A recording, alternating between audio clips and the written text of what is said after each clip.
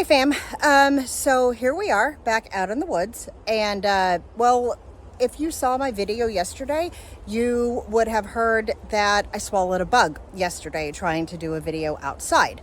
But today it's like 10 degrees colder, so there's no little gnats and stuff flying around. So we are out here again doing a video. So the question that I get asked a lot, or actually I get a lot of questions about boundaries.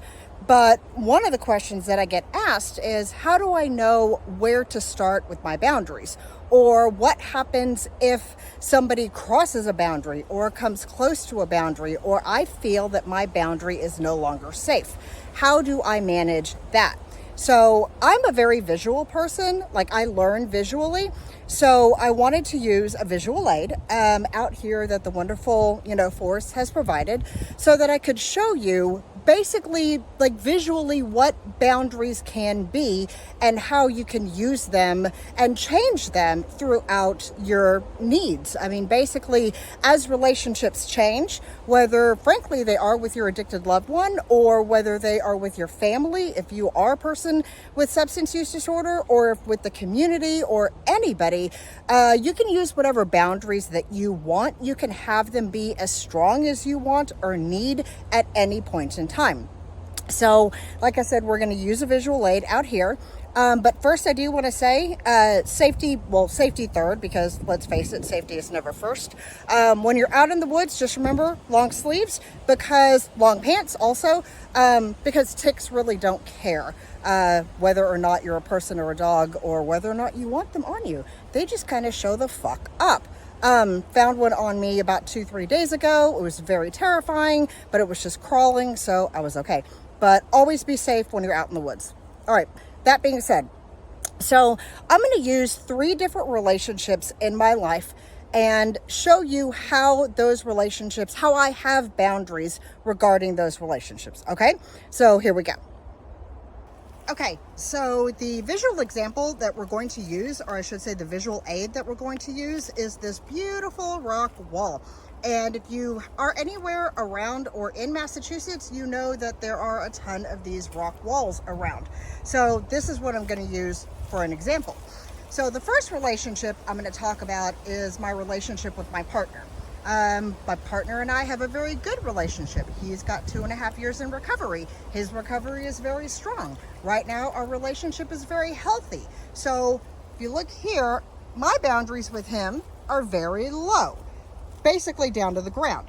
But just like any building material, there is still the building material there. So even though the boundary is low between us, so you can see it looks like that, very, very low to the ground, even though the boundary is low, it is still possible for me to build that up if I need to. If our relationship turns sour, if he relapses on a behavior, anything like that, I have the building materials that I need right there that I can just build that boundary up. So it's my choice whether or not I want to. But right now, we're very comfortable, so it's nice and very low.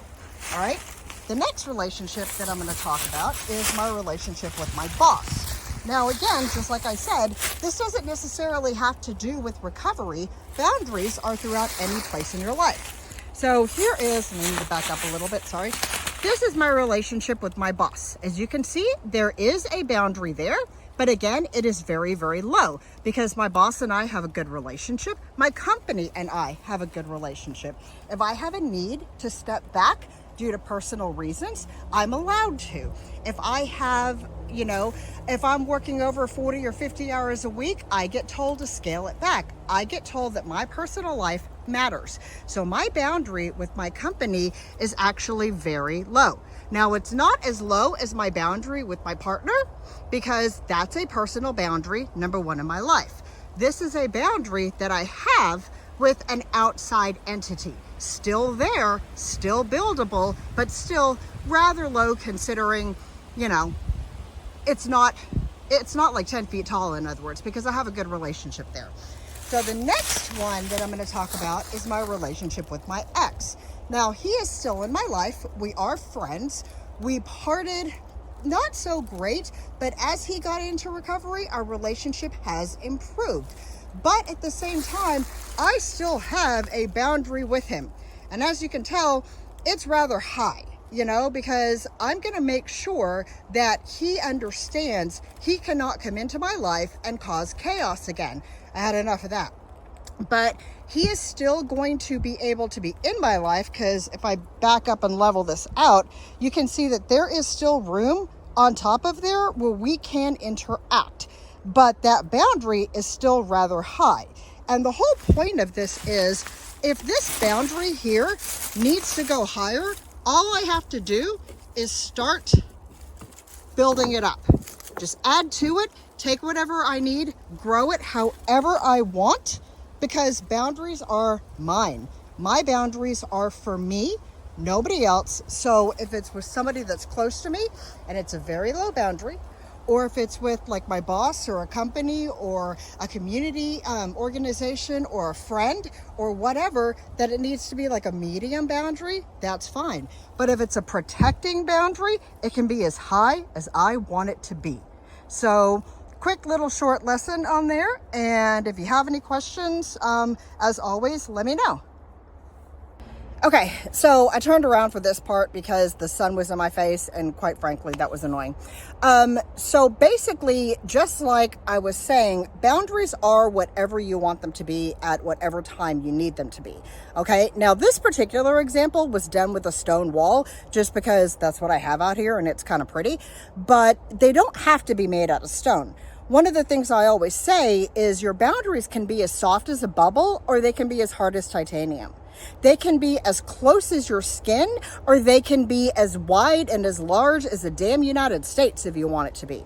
So it's your boundary, it's your choice, it is your needs, nobody else's, okay?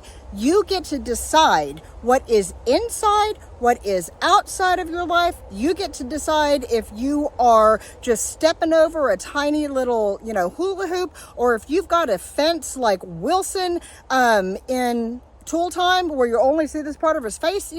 Whatever you want it to be, you can have that be. Okay? They're not for anybody else. They're for you, just you. Now, if you're interested in working with me, I am doing a 2-part free boundaries workshop. The first session will be on June 3rd. The second session will be on June 10th. The 2 sessions do go together. So it's like a part 1 and part 2, and then there is going to be homework in between. So sorry if you don't like homework, but yeah, there is homework. So I'm put my Facebook and my Instagram and my website in the show notes. So take a peek down there, and I will have more information on that, as well as the worksheets and everything will be posted on my website.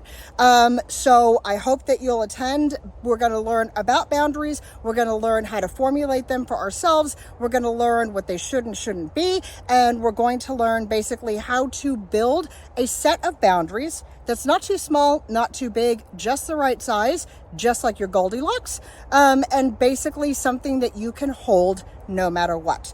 So again, June 3rd for session 1, June 10th for session 2. Follow me on Facebook, Instagram, or check out the website and to get more information. All right, thank you, and as always, namaste.